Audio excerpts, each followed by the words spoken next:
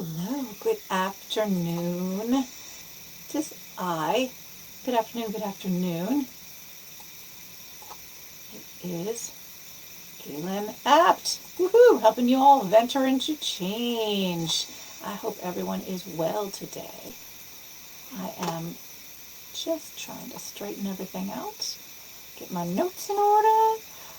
Very excited to be here today to talk about reflection. So I started this week with reflection because last week was the full moon. And as I have said, the full moon is a great time to release.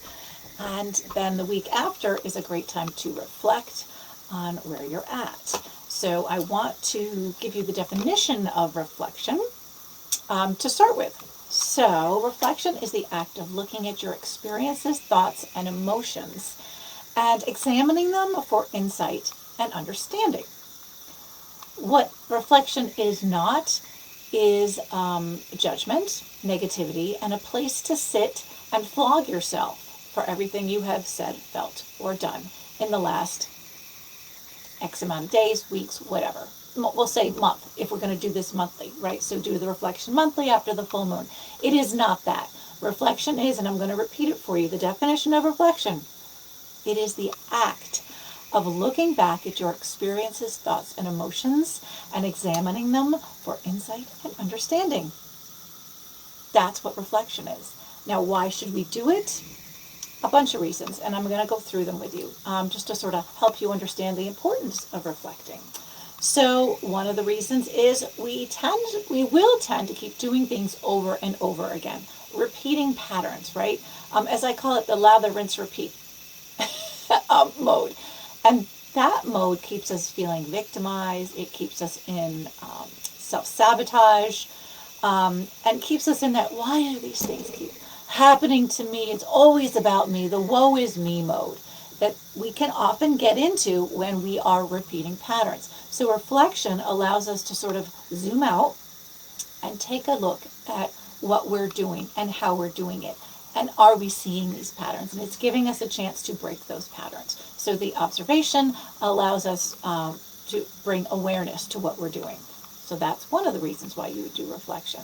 Reflection also gives us perspective on our reactions and our growth and areas that need addressing, right? We really need that time to sort of sit back and watch ourselves, that observation mode again, which is super, super important.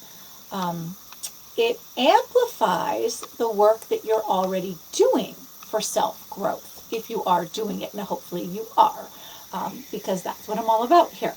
So whatever if you're working with a therapist or a coach, you're getting Reiki, you're doing human design, astrology, any of those things, you're working with a practitioner, you're doing self-study, you're following people on Instagram and YouTube, and you're sort of listening to the wisdom that they bring.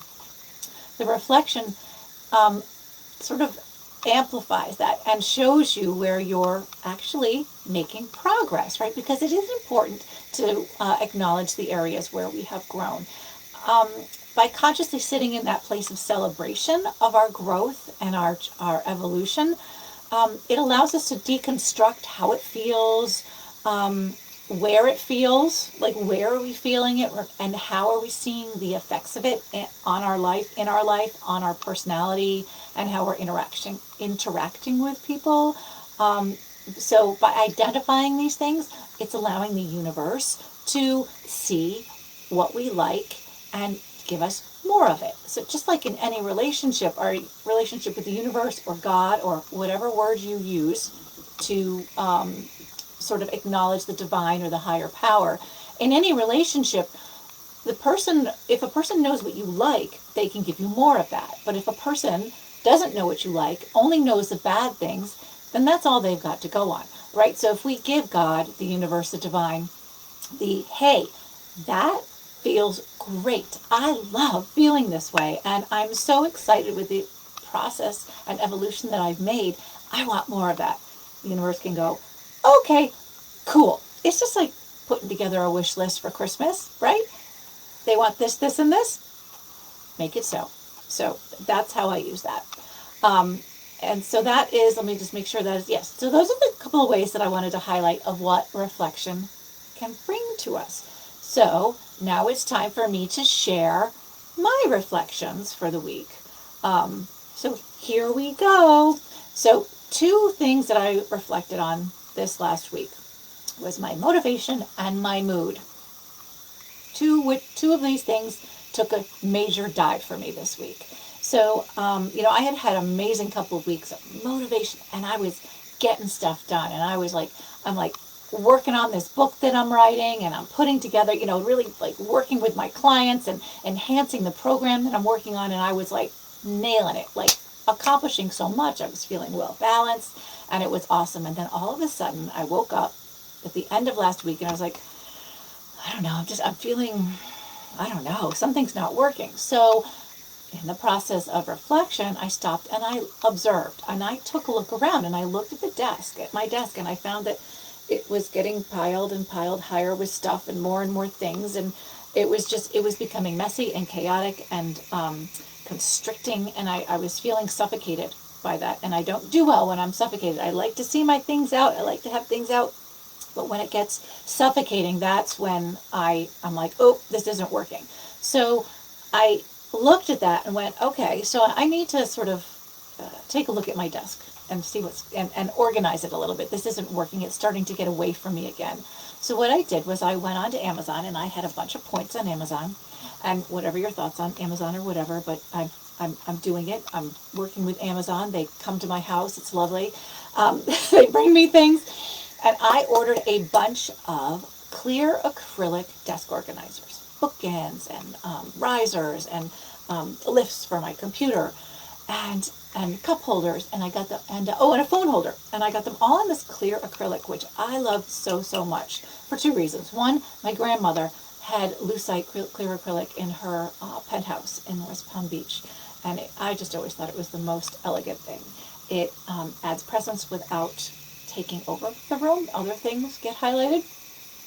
And another reason for me is that it doesn't overtake with more distraction, right? So it's allowing me to see the things that I have, keep them organized, but without being distracted by, ooh, look at that brightly colored blah, blah, blah, because I have enough brightly colored blah, blah, blah in my life. In case you hadn't noticed, I have a lot of brightly colored blah, blah, blah in my life. And trust me, the rest of the house is exactly the same. Like rainbow bright vomited all over my house. I've said that before, but it's true. You can see a different color from every room in my house, and it's phenomenal. But the clear acrylic was really what I needed, and my desk is so much more organized now, and it brings me peace, and I'm feeling more motivated. Now the mood check-in. So here is, at the full honesty, I had been taking fluoxetine for some mood for years and years and years, right? And it's to help with my mood, to balance my mood out. And I had, my prescription had run out about a month or so ago. And I thought, well, I'm going to try to take a break from it. Maybe I don't need it anymore. I've been taking it, so let's try it. The prescription ran out. I'm a week in, so I attempted to go without. And I was like, okay, I'm feeling pretty good. I got other stuff going on. I've got a lot of my tools helping me with my mood and things like that. And then it hit. And it all of a sudden took me right back to where I was before I started taking that medication all those years ago. And I was like, oh boy, okay. So I tried mindset shifting, doing all the things. It wasn't working. I realized I did need that med as a tool for my mood in order to keep myself balanced. So I called the doctor and said, I need my prescription renewed. And there you have it. So, just letting it all hang out here. Yep, I do also use some medication, a very minimal amount, but it helps with my mood, and that is a tool that I use to help me stay level and loving and kind and able to be there and have enough bandwidth for my clients and my people in my life. So those were my two reflections this week. The two things that I noticed that weren't necessarily going great, and two ways I could help with that and fix that. So that was why it was important for me to reflect this month. I also got to reflect on the help and insight and inspiration I've been bringing to others by acknowledging the comments and messages I've been getting from people publicly and privately, just letting me know that they love what I'm saying and it's helping them, and that's making me feel delightful as well. So I want to give you just a couple suggestions for some exercises to do for reflecting. And these are just a bunch of things that I do that I have found are really kind of cool. And they're not hard or onerous or anything like that. So the first one, I talked about this back in October when I first did my live on reflection. And I said how I will literally look at my reflection in a very literal sense. So I will sit and look in the mirror. But before I do that, just, all honesty again, I do my makeup and my hair, and I put on the jewelry, and I put on the outfit, and I make sure that I'm feeling good, feeling content with myself before I sit and stare at myself in the mirror. And that really, really helps me go, okay, now I can put my ego aside. She's happy. She's feeling good. Now, let's look and see what's going on there. And sometimes just looking into your own eyes. I mean, looking into anyone's eyes, you can really start to feel them open up, or when someone looks into your eyes, right? So this is you looking at yourself. And wow, that's pretty incredible, right?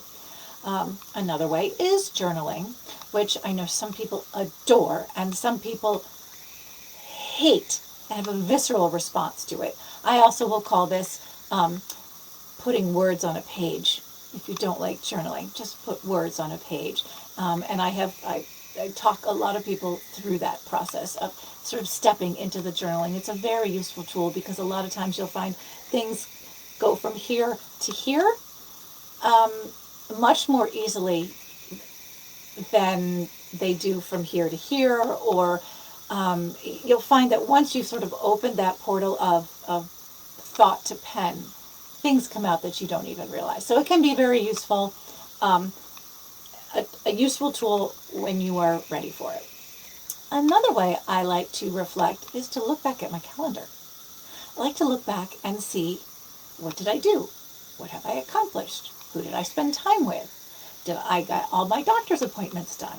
I got all the work that I had time blocked and task batched out. I had spent time with my friends. I have spoken with my kids. I've checked in with my mom or my sister or whomever.